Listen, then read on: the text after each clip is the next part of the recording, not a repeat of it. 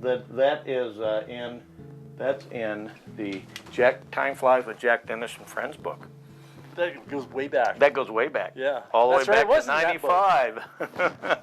1995, way back in the Stone Age. Actually, 72 is the first. 1973 when I wrote the first book. It's a long time ago. Longer. Yeah. Hey, wait a minute here. You got to get this No, thing. I got to keep you right here. Oh yeah, just stay on these. Okay. Jack. So this fly, I know a lot of people have tied. I have people ask me what is a net builder. You know, I'm out on lectures, but you know, caddis don't necessarily have to build a case, do they? This, I called it a net builder just to give it a name, but it represents the free living caddis just as well as the net builders. Yep. I just call it a net builder, but you have a lot of free livers. You got a lot of net builders. In our state, most of them are green. Other parts of the country, there's ambers. There's there's creams. Cream. But yeah. But cream, amber, and tan are gonna pretty much cover your. Yep. And here, green. Okay, you got a different hook. Okay, we got a different hook. We've been tying on 2 extra longs, 3 extra long hooks. This is. Ooh, that's a scud hook. 29.49. Okay, and we're going to change up on thread here. I see you going olive too. Or is that not the one you want? No, we're going. We're going black. You can go black or olive. Okay. Again, 70 to near. We're going to. No bead on this one. You can put a bead. No, yeah. But for some reason, I like my larvas, my cranefly larvas, my caddis larvas without beads. Well, you know, I like to put beads to help weight when I don't want to, when I'm not using lead, like up in Yellowstone, we can't use lead.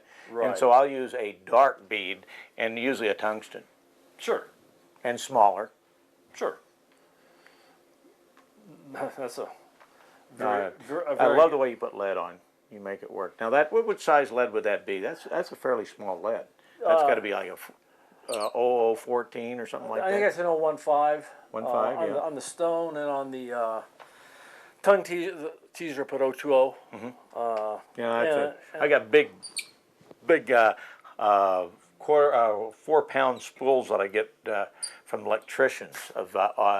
They make it in 0 and 25 for soldering. Okay. But the problem is that's it. That's the only 2 sizes they make.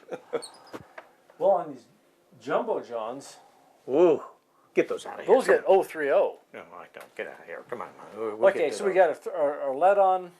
We're going to wrap down the bend. I want everybody to notice where the lead is positioned on this fly because you don't want it to go around that bend of the hook. No, you want to be able to taper your abdomen up, and so you put your lead up front. Yep. What is, I know you're cutting it here. Hold it up here for us to see here. This Zelon, that's it's a little Antron-like material. Yeah, it's a little straighter, isn't it? A little straighter, but just like these little caddis larvae, they have little gills in the end. Kind of, it's not a real big pronouncing. It just kind of finishes the fly off with a little short, stubby tail. It's really just the shuck kind of rolling off, isn't it? It's really just to kind of make it look better. Something to focus on, right? It's gills. Okay, I'll buy that. Okay. It's gills. And we'll make that real short. Whoever Gil might be, I don't know. He'd loaned us his Antron. But the fly is very effective, so we just, I'm being a results-oriented fellow. Oh, yeah. We'll just go with... I want everybody to know that John told me he was going to have all these materials all set up so we could just rush right through them. No, I had them all in a bag. Yeah. And then I took them all out and put them out. That's a formula for getting into the black hole and of you know what's happened after I did that? Okay. But the materials got blown all over the floor. I know. So that wasn't a good idea. It was not a good idea. Well, no, at least we know where to look. I know where to vacuum. Okay, we're mono again. Putting in some, in this case, about 4X. This is fly smaller. Again, good old thin skin. What color this time? This is natural bustard. This guy right here. Yep, natural bustard. Natural. Good. That's the the old, golden really stone. nice model turkey that's been dyed slightly yellow. Yeah. Okay. Now we're going to put our thin skin in. John, you have great thread control. People don't realize when they say thread control and thread torque, adding the right amount of pressure. That comes, by the way, folks, from practicing. Never tie 3 flies when you sit down. You want to at least tie a dozen or 2 dozen. That's how you get good I at think that's a good point, Jack. Because that's the problem with this format here is you're tying your first one. You haven't tied for a few years. You know, if you sat down, well, I've tied all these this year, but you know, when you sit down to tie, even if it's just been a day off, the third one always looks better than the first one. Oh yeah. And the sixth one looks better than the third one. You know, then now, they all start looking good. I'm going to give you the tip of the morning. Okay, here it is. If you're going to tie an 18, start off with tying 4 or 5 12s of the. Get a pattern that you can use a few 12s in, then a few 14s, 16s, and then work into your 18s rather than sit down and try tying your 18s. Kind of brings your eyes around and be much easier. That's a very good idea. I like that. Isn't that a good idea? I like it. I won't charge you for it either. Okay, since we have mostly green ones, I tied mostly green ones. That's kind of and this is a Davy Watton dubbing. Dubbing again available from Wapsie. It's real nice. Davy Wooten. You got to say it like the Brits do. Davy Wooten. Davy Wooten. Wooten. That's right. Yeah, Davy Wooten. Real nice guy and wonderful really guy. An intelligent guy. Okay, so we've got the dubbing there. Again, this is a little thicker than it's going to be in the final fly because we're going to compress it when we rib it with the mono. But you still get added taper to it a little bit. Too. Yeah. And caddis larvae are actually kind of fat little organisms anyway. Okay, I'm putting in a piece of ostrich. That's going to be my legs. Ostrich. All right. Yeah, ostrich. Good stuff. Good stuff. Can't go wrong with ostrich. And what kind of dubbing? You were talking about the dubbing, the Wooten, right? Yeah. And that's a Wapsie product. Okay. Yeah. And that's an antron. It's a real fine antron. People say, well, why can't you use regular antron? Davy's really got that. I think it's about as fine an antron as I've ever seen. He's got some of the best colors going, doesn't he, Jack? Wonderful colors. But the texture, you can dub it real easy. Yeah, it dubs real nice. Yeah. And so we're gonna. Let's get that one out. Now you've got that. This hook has a straight eye, so you got to watch not getting that thread over that eye and not being able to stick your leader through it. Now we're gonna wrap our legs through there. Oh, that's nice. Notice how he's holding his finger. After he rolls it over, his finger's going to grab it, everybody. That's a really good little trick. Again, you do that because your hand's on the vise. Yeah, we'll put in one more. One more. That's about right. I know this fly. We sell this fly in our store. Oh, do you? Yeah, the Umpqua fly. Well, it's just been a producer for me for, God, over 20 years. Yep. And I used to darken the back with magic marker, but now since we got thin skin, I just bring the thin skin over. And again, this is just natural. Again, this is where you can get in trouble, folks. You got to really watch and make sure that you got good light when you cut this, so you don't block the eye. Because it's no fun when you're using this in low light and you can't understand why your leader doesn't go through. And it makes it even more difficult with my vice position the way it is. I can't see the eye. I know. So that's an added challenge. This is added challenge, but we're tying it exactly the way you would see it if you're tying at your vise. Makes it harder on the tyer, but you'll appreciate. Makes it harder the fact I can't see what I'm doing. That is. Makes it harder for you, but better for the people out there. Then I'm just guessing where I'm putting my stuff. Pretty good guesser. Okay, so we're gonna just. It's a little segmented larva, so we're gonna wrap. Now this is the place. Couldn't you put wire? Yeah. I've just always used mono. Okay, I've just.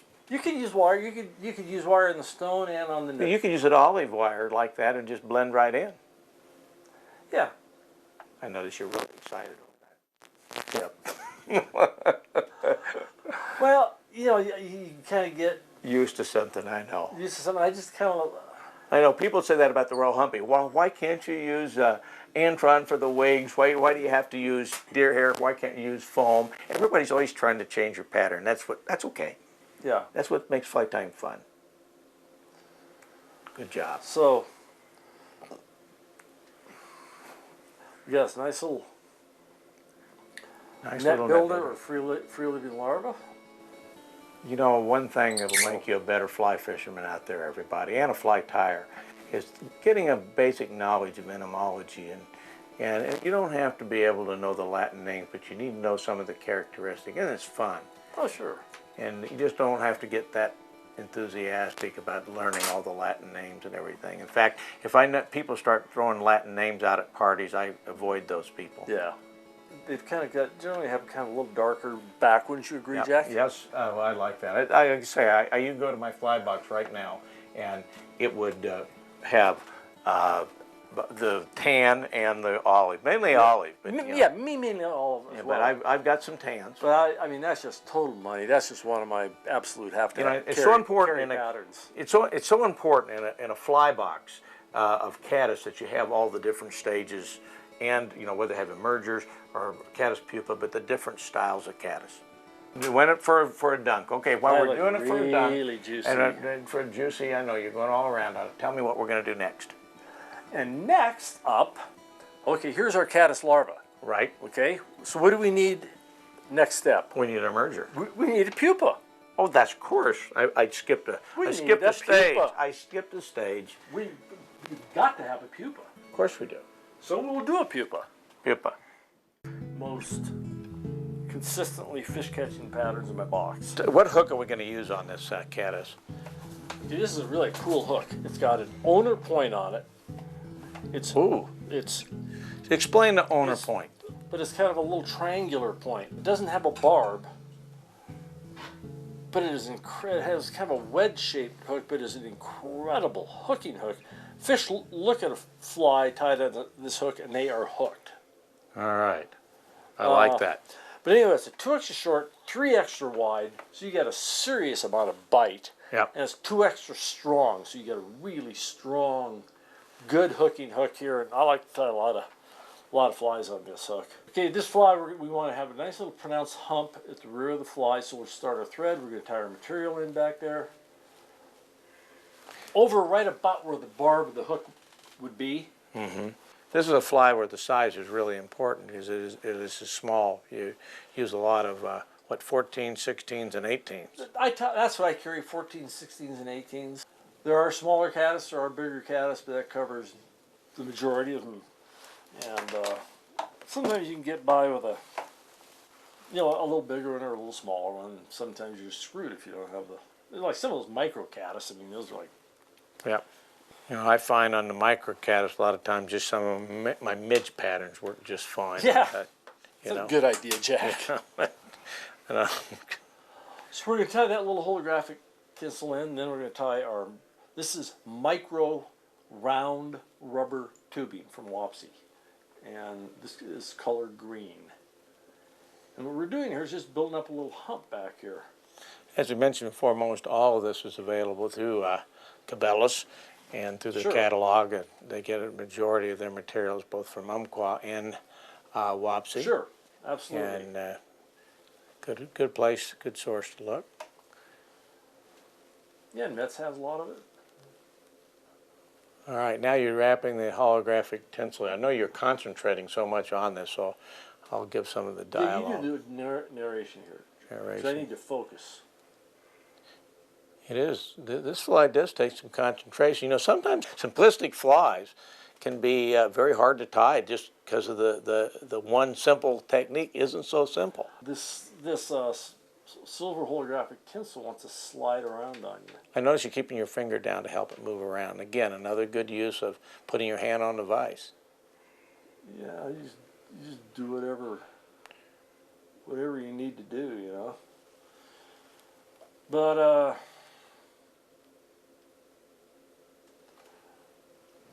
then it spreads out a little bit. It's not that big a deal. It's really slippery, kind of, even on its own.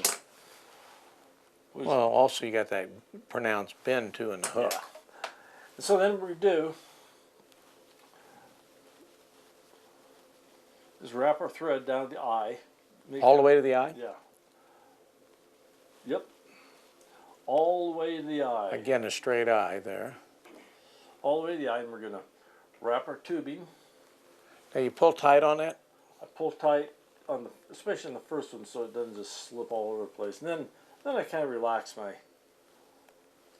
little bit. The first couple turns you want tight. Well, I see now that, so the tinsel's going to show through the Yeah, just a real subtle little tubing. Real subtle little flash. Not a real all right. glaring flash, but just enough. And you go, God, why don't you leave room for your eye?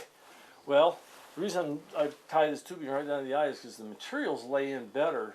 I'm going to put in some legs and antenna and whatnot, and then a little piece of ostrich, and then a couple turns of ostrich, and just lays in better over the tubing, and the tubing will compress down when you want to finish your fly off and tie an eye. Well, it's just great looking. I can see from here, you can see the difference, just that little bit of flash makes. Yeah, and their bodies, you just really kind of a little subtle taper. Yeah. But it's very definitely there. In fact, if you did fished nothing but that, you'd probably catch. Oh, you'd probably catch fish on it.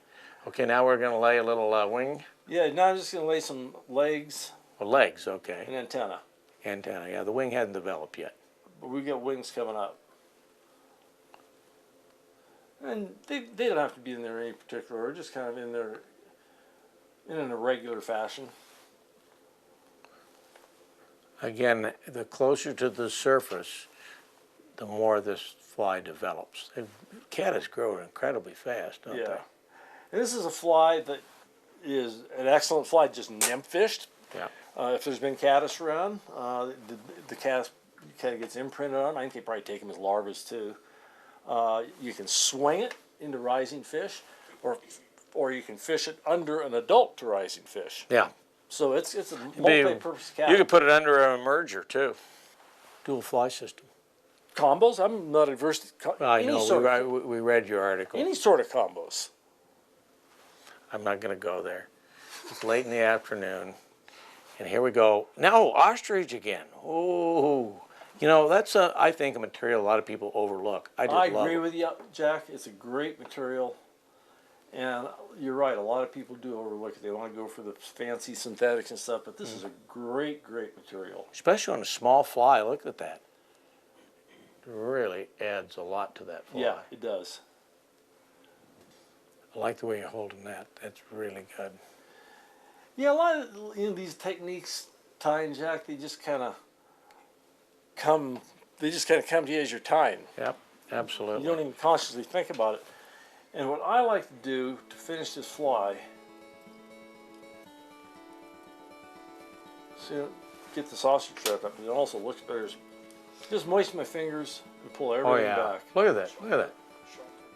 Oh man. And then you just get a little bit of wing developing there, and it's just so nice looking. I mean, it's so realistic. I guess nice is not the word. Realistic. It just catches fish, you know. I mean, I'm a results-oriented guy, and I worked on this fly for a couple, 3 years before, and then I started fishing it. I got the final product about 4 years ago. It didn't, and as I say, it's been one of my 3 best flies that I carry. This Copper John, the Emerger, are my big 3. So there you go. When I was talking about combos, that a lot of people don't think of nymph combos. They think of a dry dropper type of thing. And I think one thing I learned from the Europeans is how important it is to fish multiple nymphs at different depths. Well, I thought they could only fish one nymph. No, they fish, the Brits even sometimes fish 5. Now they have regulations in certain places, but they love multiple nymph fishing. And they don't even backcast. I mean, they sling, sort of like I've seen Uncle John do. little heavy-weighted slinging.